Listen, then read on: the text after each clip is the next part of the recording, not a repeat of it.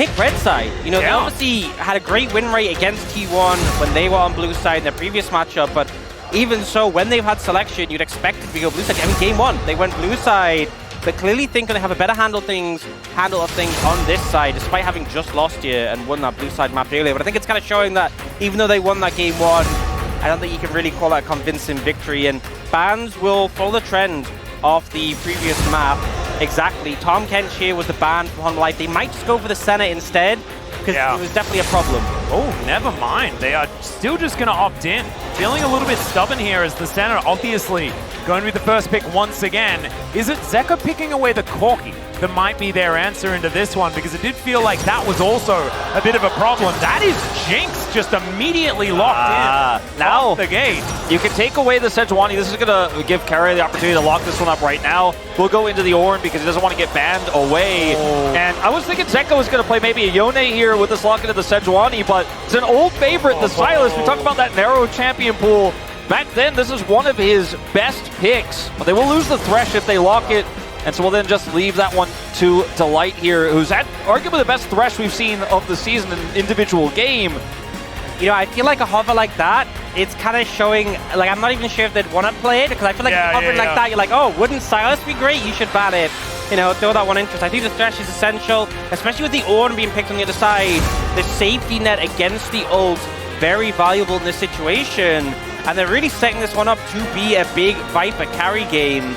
I imagine T1 will probably ban away the Rek'Sai in this situation. I'm not sure they'll throw a bone towards the Sylas ban there. Maybe they'll consider banning away the Yone, which can obviously pair well with the Sejuani. Yeah, have to see. I mean, there's a lot of other picks, too, to consider here. That Doran could play the Jax, for example. Works extremely well with this Sejuani. The Renekton that's been pretty quiet in playoffs is another pick that works quite well. So the Talia is, in fact, banned instead. A more classic response to the Azir recently. Doesn't work as well with Sejuani as a lot of those other melee picks that have the permafrost synergy. But I do like how T1 have responded. They instantly get the Ornn, so that Keria has a pick to play here. It's going to be very relevant in the late game. It's Twisted Fate, rather than the Rek'Sai, is what T1 are concerned about here. I feel like it's so difficult, because if you pick Rek'Sai, Zeus is just going to go Zac again, and he looked perfectly fine in that matchup. But if you don't go the Rek'Sai, they might just pick it for T1, and are we confident Doran can match up for the same way Zeus just did? So a lot of things to figure out here. I do think at least with a Thresh on hand, you're a lot more comfortable into the Zac than you were last game, and you should be able to cut through it with the Jinx. Now, looking like they're going to lock in the Yone for Zeka once again. And now T1, a lot of junglers banned away. The Vayne is now taken away in the last rotation of bans, thinning out the pool. There is still that Viego open and available. Sin, also a very strong pick, I feel, with this composition. The Viego, though, worked very well for them last game around with this slow Senna comp. And looks like he's looking towards it once again. Problem is, it is a very squishy jungler, and against this Jinx composition and Yone and all the CC, if he ends up getting caught first in a team fight, Jinx gets excited. Viper does have so much agency, so double-edged sword here that he'll be wielding in this one with how squishy our favorite Paperman can be. And the final pick here to come through is going to be the blind pick. Yeah, or it's going to be an Ornn top lane. I mean, there are theoretically a few options that they can go for. With an Aatrox lock-in, that is certainly looking a little bit like a Zeus. Zeus special will be K'Sante in the end. Yeah, so wanting to bulk out the front line a bit here, although I think Hon Life have better tools for it. You know, I feel like in a lot of minds, Rek'Sai would make sense here, but they are lacking AP damage. Gwen is good into K'Sante. It was picked as that old school counter and would stack up well with the Sejuani, so they will lock that in. A lot of power to cut through these tanks, and also it means you're not dealing with a full armor K'Sante and Ornn, which I think is very important. My fear for T1 in this competition, I think on paper, you just remove the right side of your screen and you look at only a T1 strap. Fantastic wrap. Great scaling. Ornament's going to be fantastic. You have front to back that's amazing. Gumayusi has so much agency. But in the early game, I look at what Peanut can do with Gwen Yone. I look at what Owner is going to be trying to accomplish, the fires he's going to be trying to put out here in this early game. He is going to have to level up massively, I think, going into this one. These are the types of games where Peanut has had Owner's number, when they have permafrost synergy in both solo lanes. And Owner's playing a squishier jungler, very fragile. And if he gets put behind early, then the rest of the map can also fall behind with him. I do think it played well. T1's draft arguably be able to get stuff done. Resets versus resets. I think very even when it comes to the draft. Top of the Rift for game 3.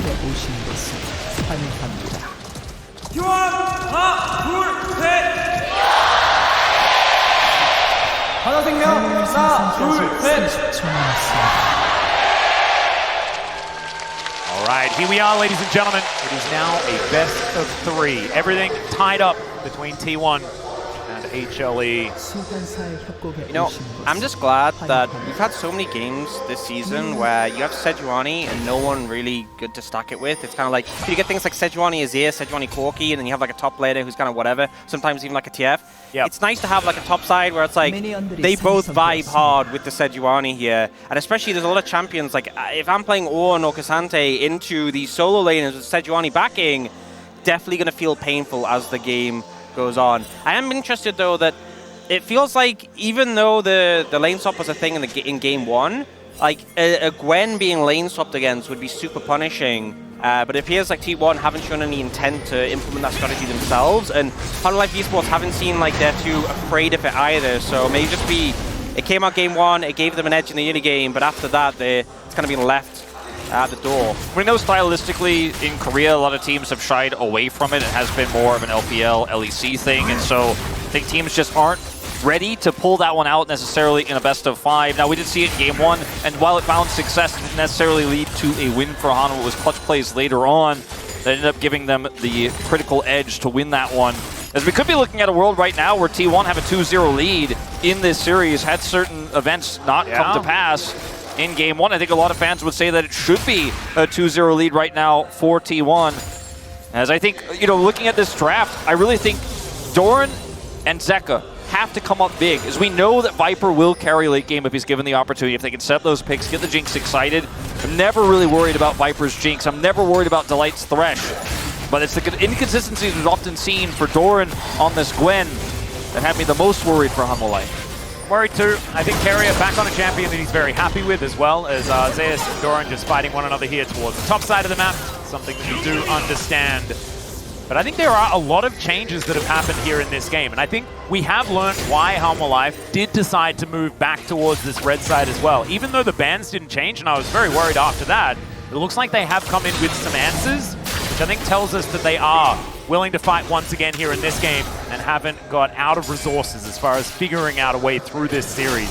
Yeah, I really like the bot lane setup because, you know, when you go for the center Ornn, as opposed to, you know, like things like the center Nord or the center Tom, it's a lot less lane pressure. We've kind of seen this before. In fact, against T1, when T1 went against Bro, the center almost picked on them, and they went Kate Lux and stomped it in the ground very unceremoniously. Yes. But the fact that you have a Jinx Thresh, obviously a pairing that scales so well together, and you saw Viper being the one with lane priors, even had a chance to back off and pick up the call, it's like you're not really too worried about going to the later stages of the game, but you also still have an edge, which is a rare thing for a Jinx lanes necessarily have, especially when we have so many picks like Kalista and Varus in the meta.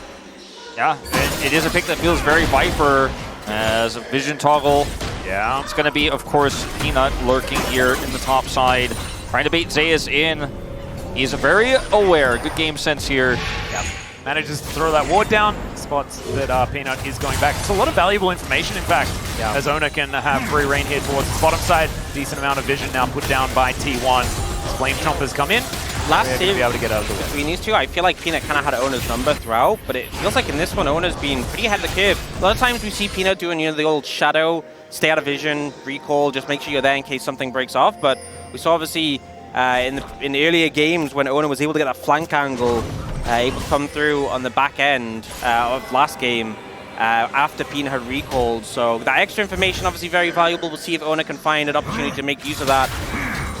And the next question is going to become, you know, when do we see the commitment to fights here for T1? Because this composition does have an Azir, so the ultimate there is going to be highly impactful in these first few dragons. But you're still running a Senna composition. Ornn, though, does kind of change the exchange quite a bit, because with the Ornn ultimate and the Azir ultimate, you can fight a little bit earlier and arguably better than the Sejuani ult is going to allow you, like we saw last game, because it can just be fight winning with the Emperor's Divide paired with it.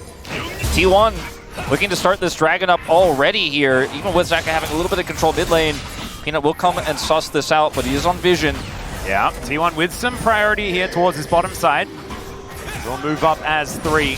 Try and answer this as Peanut pokes his head in. That is a decent searing charge, but Arctic Assault gets Peanut out of there, but now won't have that Q available. That will be the Drake going over to T1. First Mountain collected here for a composition with 2 tanks. That is scary as Needlework has come out here. Doran fighting against the Cassante and will be able to stay alive with that extra healing from the ultimate. Yeah, looks a little bit scary for a moment there. You know, Doran's angle on the second ult wasn't that fantastic. There's definitely a matchup that the Gwen scales into, but even so, you do not want to be getting solo killed at this point by the Cassante. It would make your late game much harder to hit. And I think the big reason they were able to pick up that Dragon so free, Zeka ended up getting chunked out pretty heavily, has TP back to lane, but obviously as much as we've seen Yone being that counter into Azir, it's definitely not something that you pick for the lane matchup where you can just get pressured out early on, but will eventually provide more threat. Now with the ultimate available, that's where really the pick starts to come online. There's Delight. Nice Bellows Breath there from Carrier, pretty perfect. As Emperor's Divide is just going to push Zeka back. Ultimate now on cooldown though, and Teleport had just been invested here by Faker. Yeah, same to be said of Zeka, who won't have TP either. And they will just chug that refillable and should be fine here. Not going to be any kill pressure, but Peanut has been relatively invisible in this early game, and this is one of the things about this comp that we were talking about is so good with these 2 melee solo lanes. Faker not under any pressure here, despite Peanut kind of hanging out in topside early. Didn't actually find anything. Zeus' game sense good enough, able to identify that Peanut was there, doesn't find himself in harm's way, and you know we're suddenly going to, you know, the first Dragon goes over to T1. We're hitting the 7-minute mark. Everything is going swimmingly. Senna hasn't been punished in any way. And yes, it is a call by here for Viper, and he will cash in on that. And Hanwha will still have extremely strong mid-game team fights with this composition. But I think T1 really loving the position they're in so far. Oh, I would agree. And I also think that, yes, it is a bit of a change-up as far as where the power is going to come from. Skirmishes, team fights, things like that, going to be something that Hanwha Life Esports are going to focus on in the mid-game. But with that Drake being picked up and the fact that T1 just have so much late-game insurance, it is absolutely disgusting. They've got not only all of the ornaments to come in from Carrier, but they've also got Senna stacking things up, Faker on so much consistent damage on this Azir, and Ona's Viego is going to be a legitimate damage threat with 2 tanks. Yeah, I just think the fights are going to end up being so explosive with the double reset mechanics on either side that I feel like when you get to that point, you know, it's really just going to come down to showdown, who can execute better on the day, because even though obviously you're going to have a lot of scaling elements on the side of T1, if Guma gets hit by Zeka's ult, I think that might just be game over in a fight, in a big one, so have to definitely be wary of that. I think the same could be said as if, you know, Zeka whiffs his ult. Yeah. You see the Emperor's Divide counter engage with a strong front line. It can just as easily be a free win for Guma, who has, you know, so much range later on. Plus that extra healing we talked about earlier. Yeah, that control ward actually surviving. Kind of big there. Unfortunately, Peanut not able to get over there, but is going to walk around it. It's not going to quite work out. Let's see whether he can actually help Doran achieve a first blood here on this top side. 9 minutes in is what we're approaching. There was a question mark ping on the tri-brush. I think Zeus is aware this could be a possibility. Oh, Peanut, I believe, is slinked towards the north of this lane right now. They just want Zeus to commit to a trade. Just burn some mobility aggressively. Oh, there's the hook, and Delight throws out the lantern there as well. I don't think they'll require it as Zeus looks to try and charge up that dash. Just amazing. The ulti's going to go wide as well. The all-out to bring Zeus out of there, and he didn't even need Ona's help. The massive outplay there from Zeus avoids everything. Just thank you for all your resources topside. I get out, I press goes, easy peasy. Now he's putting the pressure on himself. We're able to shove this wave in. Huge dodges there. You can see how precarious it was. Hanwha Life Esports really scared of getting ulted through a wall behind the tower. Always something you have to be aware of with the Cassante, but that, you know, evasiveness to committing, I feel, ends up going in Zeus' favor. And once he dodged the Sejuani, there was really nothing to be done. If you have to get a melee range of him to stack up, he will just pop the ultimate. Yeah, really beautifully played. Zeka is going to be able to get on top of Faker here. He does find a decent combo before he does rebind. Is the back actually going to come through there as Delight unable to quite find the play? That could have been a kill. Kind of crazy. Gumushi nerves of steel, as we can see. We'll clear up some vision. It's been a relatively quiet game, you know, compared to our last two. Not so much the bloody as we will have the comms here. But look, the box is committed here from Delight. Gets the dash away. and then everything avoided, including the ultimate, which is the most critical part of this. And they see Ona here, and they're like, we gotta get out.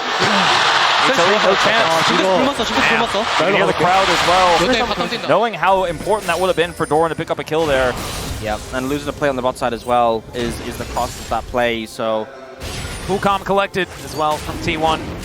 See whether they can secure this Drake at the same time. You can see Peanut making his way in from the south.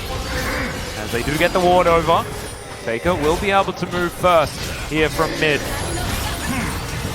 let's see what Delight can actually get done here. Chain not quite going to connect, but there is the Ram. It's going to get called, gets a knock-up only on to Delight right now, but as Ona goes down so incredibly low, should make a Death Rocket coming in. Dawning Shadow to try and keep them alive, and Doran is just dashing around with reckless abandon. The Drake goes to Harmer Life, and they manage to pick up Zeus. Emperor's Divide used just to get them the heck out of there. As Orc, what are you doing, mate? Oh, I'm sorry, you know, I was focused on the fight, wasn't thinking about the Dragon. Doran there, you can see the plan from T1 was chain the CC onto the Gwen before Doran has a chance to do anything, but the follow-up wasn't there.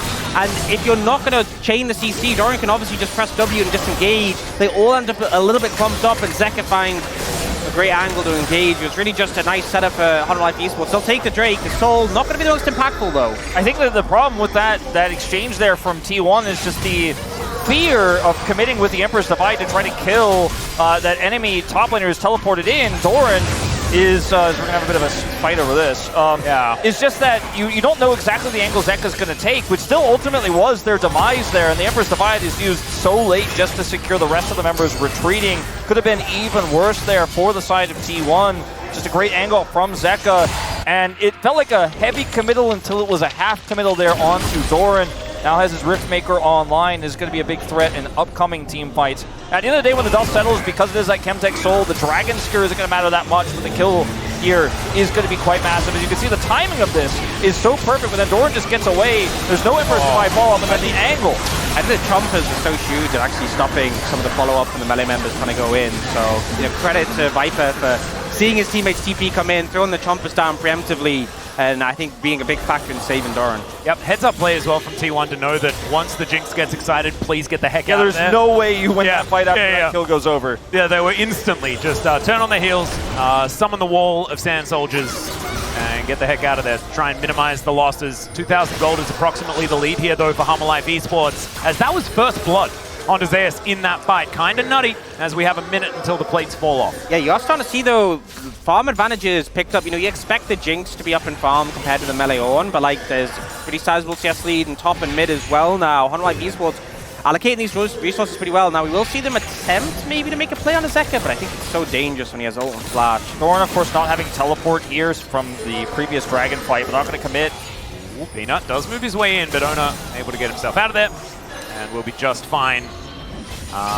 Peanut going to stop him one more time, as this is getting a little bit rough now. Zeka moving on over. There's the ulti. It does come on through. They dive on in. Emperor's Divide going to be avoided here by the Yone, but in comes Miyushi. Over the wall goes Peanut, but he's once again met with another T1 member, and they are routed where they stand. I mean, this is a huge overcommitment there, and there's a reason why Owner is going to back in that location and not feel too afraid. His ultimate there helps buffer him away. Still gets caught, of course, by Peanut's ultimate. It gives him a ton of distance there. The Emperor's Divide is going to be massive in turning this fight around, and it's just hard forcing when they don't need to, and this has kind of been the story of Hanwha Life in these last two games, is forcing fights here on the targets, but they don't have enough information. Look at the vision that they don't have. Anyone to the far left here of Owner. You've got to remember Faker is also here, and this is just a huge overextension. I don't understand the sequencing, because Ono was one auto away from the passive being stacked, and then, you know, we saw Peanut opt to go for the ult. Like, Q in, get the final auto, stun, then ult if you want to kill him.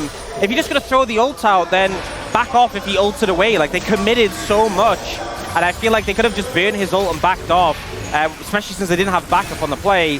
They are now looking for this Herald, though. So you want to move in to try and follow up. Zeka does have TP. Yeah, Doran has made it in.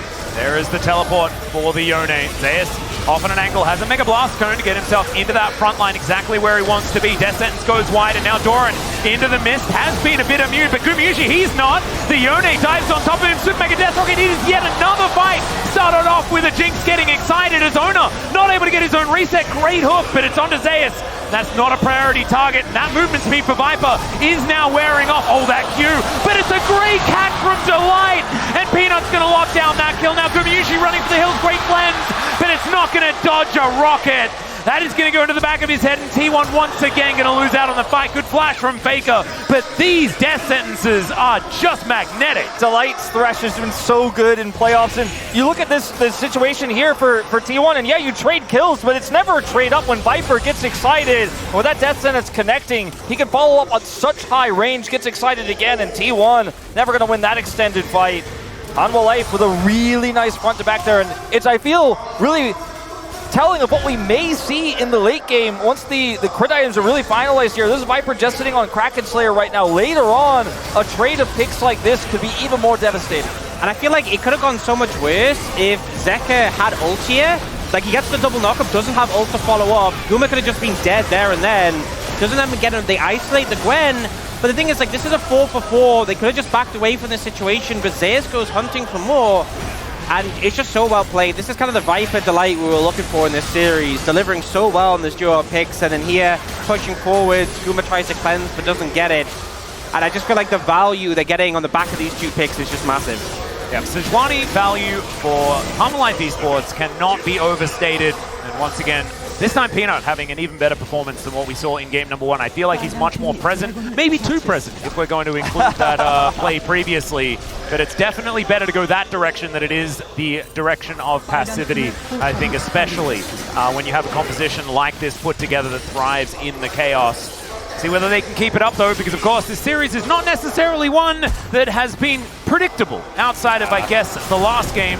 Game 1 taught us anything. It's just expect the unexpected. Zeus going to dive out of the brush, and Zeka seems like he's just not too worried about the whole situation at all. I will say, and I think we can all pretty confidently say, this is not either of these teams' peak performance we've seen in playoffs just yet. I think T1 is looking a lot better than they did in their last 2 series, but I don't think this is necessarily their best, as nerves are so high. You know, it'd be T1 breaking records here if they go to another finals. Hanwha, first finals for the org, and new finals for us as well, of course excluding the Rocks Tigers. And, you know, there's so much on the line here, and we are seeing some quick and hasty decision-making. Yeah. Definitely, you know, it feels like sometimes a lot of back and forth. It feels like one team makes a questionable decision than the other team does, but I think one thing to be said is that they're very quick to punish when these mistakes do come out. Just really looks like these teams are very evenly matched as well, just on the neutral play around the map. So I think both of them feeling like they need to make like that play to get to that next level, that unexpected play that could possibly just create that edge. That might be throwing Shelly down here towards this top side as Zeus deals with the minion wave really nicely. The ulti is buffered and it's thrown out by Zeus as well. So he's not going to die and not going to be able to catch the Yone as T1 looks to go for the counterpunch here in mid lane. Teleport to come through from Doran to make sure that they are able to hold on to that. And they will be able to do so. Still getting a teleport, big news. Yeah, ends up being pretty favorable. The fact that the Herald was being top and you don't even immediately get the tower, you know, Zeus doing a good job of dealing with the pressure there. You do see them moving over to capitalize, so now with this pressure on the top of the jungle. Yeah, Gumayushi actually sticking around for a little bit longer than he needs to as the Permafrost and Super Mega Death Rocket to give the kill to Viper. So that's a play you make if you have Cleanse, and perhaps a Thresh on your team to lantern you out, but the Cleanse was a few seconds away, and you don't have the safety net to get you out of that situation. Oh, and they're just pushing Keria out as well here. Viper is already so big, and went for the last Whisper second here. LDR are going to be finished soon. You have to imagine with that additional kill he's backing now, and that's going to make breaking through this tank line, the Ornn, and this K'Sante so much easier. Love it as a second item choice here with the Kraken Slayer. And Guma tries to clear this ward here, sees Peanut, and he does not have Cleanse, as you mentioned. You can see it there on the bar to the bottom of the screen. It's so easy to follow up. The kill going to Viper is well worth his ultimate. And this is a really nice pick here. Now, no objective up just yet. There's no capitalization here for Hanwha. It's just an exchange of gold here, really, as this game is still so close. Yeah, but it is now the LDR, and I feel like if I'm a tank, if I'm in Zeus or Keria's position, and I look at the enemy team and there's a Gwen, and there's a Yone with Play the Run King, and then a Jinx with Kraken Slayer LDR, I'm not feeling like a tank anymore. No. Realistically, they're very much. Do you just go back and build a BF sword at that point? What about... Like, I'm just not even going to try. What about Kraken Slayer Viego? I mean, Paperman, he's not so tanky, is he? no, that's true. So he's going to benefit from the fact that Harmalife Esports have indexed so hard into counter-tank. But I love it, because this is a reaction from Harmalife Esports about not being able to deal with tanks at all in the previous game. Double TP. They know Doran doesn't have TP. They just double TP to start it. This is a wild attempt, but it's going down fast. Yeah. The control ward in the back of the pit is going to be taken down, but it does give Harmalife Esports full information. Hook now going to come on through. Flame Chompers go down. They do manage to secure the Baron, but can they find the fight as they split the Red Sea? As in goes the Yone, finds absolutely no one. Double knock up from Carrier is fantastic, and they're on top of Viper in an instant. Double kill for Faker, and this is on top of the Baron they've already taken. Harmalife Esports just caught napping. And this is how you know. I mean, Faker ends up picking up the kills here, but you know this is a Faker call. This is his experience. They know they're tracking the teleport on Doran. He's not there, and T1 make these calls all the time. It's a trademark T1 moment. 20-minute Baron, set up for it, force them into a poor fight, and Peanut not able to get anything, no steal there, and then Zeka decides, instead of saying, oh, we have to cut our losses here, maybe leave the Gwen on the side and just try to defend, they hard commit, and his ultimate, as you mentioned, parts the blue sea here essentially. Yeah, sorry, blue sea. It was red on they're red-colored jerseys. It ended up being a double smite there. Carrier had the summoner spell, so there was no chance of Peanut stealing. Yeah. They had complete confidence the 50-50 wasn't going to come through. And the horn that comes through the call, the Forge God completely denies the right side of the fight as Faker follows up with the Emperor's Divide. A beautiful Baron take for T1. Absolutely gorgeously played. They'll now move over, even out the dragon count as well. The kill count actually just evened out there by T1, but I feel like it is so much more. The amount that they're going to be able to pick up off the back of this one, gigantic already. The outer ring has been removed. 2 turret the lead for T1. And that may have just been the straw that breaks the metaphorical camel's back here. Yeah, I mean, in this one. The map control that you get with this is more valuable than the gold you get from the team fight. They get both. And this means that it's so difficult now for Harmalife to set up 4 objectives. It is Chemtech Soul. So, you know, they're not going to feel too horrible about that. They can sit back and farm a decent amount here for Viper to get that 3rd item online. But it means that Gwen is not a side threat. She hasn't really been this entire game and was abused because she didn't have teleport in the last fight. That Baron attempt ends up coming successfully through here for T1. And now as Hanwha, you're just kind of sitting on your hands here for a little while. Not really able to engage or flank with no vision, no teleport wards for Zeka. Yeah, they do have the teleport, so there's at least that. He can teleport onto the ward or something like that. They get a nice knock up onto Doran, but he's just barely inside the mist. They do get the Glacial Prisoners. Carrier may have stepped too far forward. That is a lot of CC, but he just baited them in. And then the ram comes down. Viper trying to dodge, but he's going to get thrown back into the waiting arms of T1. It's more kills for the god of the mid lane, and T1, they're looking to take more. Just feels like Harmalife Esports aren't prepared. T1 firing on all cylinders. They're the ones setting the pace of the game. Where is Zeka in that fight? They're just not present. It feels like they've kind of, after game 2, just fallen out of control. And T1, they are driving the pace of this game, driving the pace of the series, and looking to end here and now. Yeah, and frankly, after the beginning of game 1, is Zeka here not going to get anything done with this.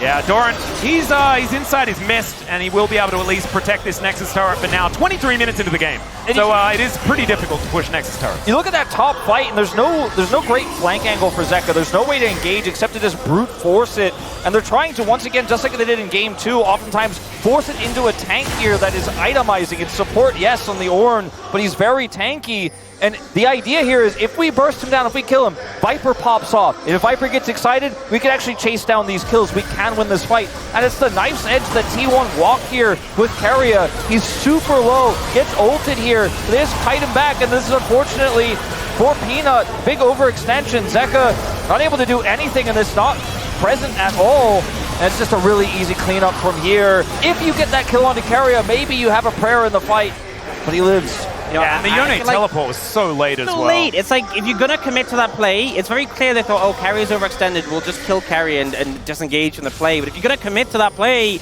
you should go all in. You should be like, okay, Zeka, TP now. We're trying to kill Carrier. Zeka could come in. There was a ward near the red buff. where he could have come in on a side angle, finished the kill, and provided some pressure. I just think Life Esports aren't respecting T1 in this situation, and T1 are really just finding any window to punish them, and now the gold lead is blown up to 4,000. Yeah, it's not, completely game-breaking. The Ram is going to come on down. Doran even hit by that one, does have to put down the miss to make sure that he survives. As Carrier once again just soaking every button he can find. Peanut's ultimate now on cooldown, which is a big one for trying to get these resets in order. Viper turns up into the team fight. Let's see whether Life Esports can stand their ground here on this inner turret on the bottom side of the map. Hook is actually going to connect, but Zeus just does not care about it. They've got 2 tanks that can eat CC. As Owner isn't one of them. Delight's hitting a lot of hooks, but not many really followed up on. Not really any where they're like, okay, this is actually our go time. It's just the press W and I'm fine composition here from T1. There's so much disengage here for T1 if Zeka ults in to try to follow up on the Viego. He just is going to get instantly popped. The fact that Faker can sit back here with Ember's Divine and Flash is so horrifying. Another hook this time. It's onto Faker. He finds the playback as well, but the sands can be shifted. And Faker is going to be all right. I'm really excited because Delight's landing so many of these great hooks. I feel like the only person they would want to go on is Guma, but Guma has cleanse. So even if he does hit a hook on Guma, it gets cleansed. They're probably not going to go in on it. So the fact he hit 2 hooks onto Faker in that passage of play, and neither of them was the signal to go, just shows how rough the state of the game is for them now. And how powerful Baron is into a composition like this that doesn't have amazing wave clear outside of the Gwen, who wants to be trying to deal with this topside wave, the super minions coming through. It's really easy for T1 to just carefully siege. Leandri's Torment upgraded here with the ornament, right? So you got the Jack Show's upgrade, and T1 just gets stronger from here. The Senna gets scarier and scarier to deal with, and this Cassante wasn't put down in lane, has a bounty right now, is also being such a big threat. Here you go. Extra attack damage 60, the extra range here is going to get bigger and bigger with 80 stacks online here for Guma already. Hanwha Life need picks, and they need to secure the elimination. Hooks alone won't get it done. They need to fight on their terms with Zeka having a big ultimate, but he's been so invisible in these fights because T1 have just never allowed him any flank angles. Look at the map. There's no wards, there's no teleport flanks for Zeka as his TP comes back online, and Faker can just solo this Baron with the upgraded Leandris. Yep, the Dragon is not going to be long for this world. Dragon, yeah. As Life Esports, they definitely need to be towards that Baron, like you were talking about, Wolf. That is exactly where they are. Drake is going to be secured. That is going to be sole point. Not exactly end of the world losing that here, but T1 just have all of the control absolutely everywhere. With the fact that the top door is open here for Life, and they are just really in a rough spot. You're going to be so scared, because if Carrier ends up being able to rotate Smite again, and the double Smite is there for T1, it's going to be so hard to steal a Baron. You're going to have to commit TPs if you've got, like, Yone in a side lane. You can see now they're actually just not putting anyone bot because they're so afraid of this. But if you end up burning TPs, then we'll get a repeat of the previous Baron. Really, Life Esports have to work it out of them trying to prevent this objective from being taken, but T1 are just waiting for that window, waiting for the opportunity. Carrier's positioning so good here, and Owner's not really in danger at all. Look at the lack of vision here, trying to identify where the best target is. Peanut does have flash. Got one smite, so don't have to threat the double smite. I think it still needs a while before you can rotate it through again. T1 playing very respectfully, making sure that they're not going to overstep, not giving Life Esports a way back into the game, and not allowing a repeat of game number 1. I imagine there's a lot of T1 fans out there that are very happy about that approach to this game, because it wasn't exactly the cleanest then. This time, certainly looking a whole lot better as Owner looking to come over, clear out some vision, and Peanut going for that reset angle. Put a few extra items together, as we can see here, about 2.5. But that is going to be mirrored pretty perfectly here by Owner right now. 3 items for both of these tanks, 3.5 for Carrier, who has so much money. Even if he has been Flame Horizoned by the Jinx, it just doesn't really matter at all. Because Viper, he's only got 3 items himself. The Infinity Edge is going to be really important in this fight. As T1, they will find Delight here as they round the corner. Zeka's not here. He's going to have to teleport in very likely. He doesn't have a ton of time. Yep, they do have information that this is going down. Mega Scryer is going to come on in there. Carrier doesn't have the smite available as Control Ward will go down. Ornhorn sounds here as they look for the turn. Knockup is going to land, but it's onto Zeka. It's not Viper this time, but they have now split up Life Esports. Haven't quite been able to find the engagers. Doran, not exactly an optimal target, as he does get into his mist. Does have some immunity, as they say. Looks like we might just rinse and repeat here, set up for another start on this Dragon, because there's no vision for Hanwha. This brush, so scary. Look at Peanut skirting around the edge. Yeah, the multi-man knockups that can come on through here as the hook is going to connect. Carrier breaks his rock last second. Yeah, great bellows breath there. Knows he can just walk into chain range there of the death sentence and just walk it off. So many, such a tanky front line, and that fact that he could just become unstoppable makes it really tough to engage onto him. He's one of those tanks that just never going to be broken. You have that plus the Cassante, who also has his own unstoppable. You can't get that pick on the tank to then get the reset for the Jinx to then pop off if it's just Carrier and Zeus is rotating that unstoppable constantly. See a really big wave actually stacked up in the bot lane that Honlife Esports just aren't dealing with while they're waiting over here. The waves are in favor of T1. Viper actually backed, so...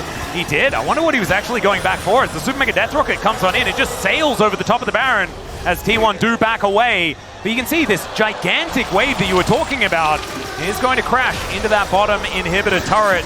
T1 running out of wards, I believe, something like that, just making sure that they go back, get as strong as they possibly can be. And kind of the whole passage of play there on a knife's edge between both of these teams. No one really able to commit to getting any big advantage. Yeah, you can see Honlife are really cautious about actually committing someone to the side lane, because if you end up doing that and being the TP, then we saw earlier how much you can be punished for lack of the resource, so they kind of just hung around. It did mean they missed out on a lot of side wave golden experience, but at the end of the day, they didn't let the Baron get taken. Dragon spawned in a minute, which they can obviously pull them towards. Oh, that's a little bit scary, although it was there, so he's not too worried about it. T1 all grouped up once again as the Ram not actually going to connect. Carrier going to be interrupted on that one. Got the lights flash at least. Yeah, thankfully they do have one other GOAT on the team. Not going to have another one for this fight coming out of Beyond. I feel like Delight's doing a really good job of fishing for hooks, but the problem is if he's on the front line, he's the person who can't be Lantern, so he ends up losing his flash there. If Peanut's the one who's like stepping forwards and the Lantern can be thrown, chances are if the enemy team throw out some abilities, you only lose that cooldown, you don't have to burn anything more, but now Delight being flashless when he's often the one stepping up to secure vision when T1 have been starting Baron, I think this might be the signal for them to make a pick. With IE available here, it has been for a while for Viper. I mean, he does so much damage if he can get that first reset and get excited. I think T1 playing so respectfully around one pick and they probably lose the fight. So even though it often looks like T1 have a really nice angle to engage or Emperor's Divide, if one target gets picked, if Delight is able to set that hook up into a Sejuani ult or vice versa, if Viper gets a kill, they almost never win those, even with late game Senna here. Does now have the upgrade of opportunity though. And I mean, T1 just getting stronger and stronger by the moment. They can stall this game out. It favors them, especially when Doran's not able to side lane. Yeah, just finished Rabadons as well for Faker, teleport back in on that, so...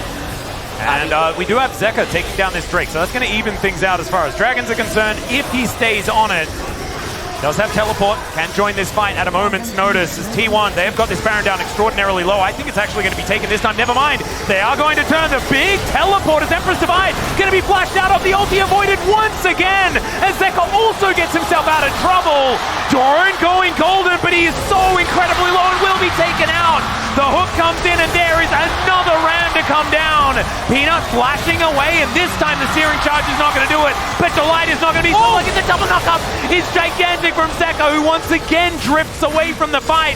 But Honlife Esports have lost too much, and T1 have lost no one. They lost no one, no kill for Viper, no reset to come through. And it was so close there. The angle for Zeka, he had it, but he whiffs it. Faker mistimes the ultimate, but Zeka's not able to follow up with anything there. And it's not a trade. We've seen so many of the trades go Honolife's way. It was 1-for-1. Viper lives. Oh, Peanut possibly engaged on here as Jonas Strong is giving us the full zoom. That is massive. The snare is Zeka going to be taken out at the same time as the Baron. Gumayushi with the fancy moves, and T1 are going to march up the mid lane. And now without the Yone, who has been that threat on the back line, every time we've seen Guma in trouble, it's usually been Zeka, the one providing the threat. Honlife Esports in a much worse position to try and fight this off. I think they just have to give up the mid inhib, but their top inhib is open, so this could just be double inhib for T1 before Zeka's even back up. Whoa, Doran not immune. I can confirm, taking a lot of damage here from Faker with that Leandri's Anguish. And T1 going to take their first Nexus turret. That was dead in a blink of an eye. One cannon minion here. Position, yeah. Still allowing them to continue to put the pressure on. They can take out this inhibitor here in top side. 2 inhibs down, waiting for that next wave. Hanwha Life, 7 seconds for Zeka, but how much of an impact will his ult really make? It hasn't been. his day here. It hasn't been his game. Yep, there's the Ram once again. It is the ulti from Peanut, but not able to interrupt the call of the Forge God. Now Doran doing a lot of work with his scissors as Peanut able to get back, but that's not a reset for Viper. Just barely not able to get it done, and the Yone falls down. It's Ona that locks that one up, and now it's his turn to pop up in the fight. Vega finds a triple just immediately, and T1 move to match point.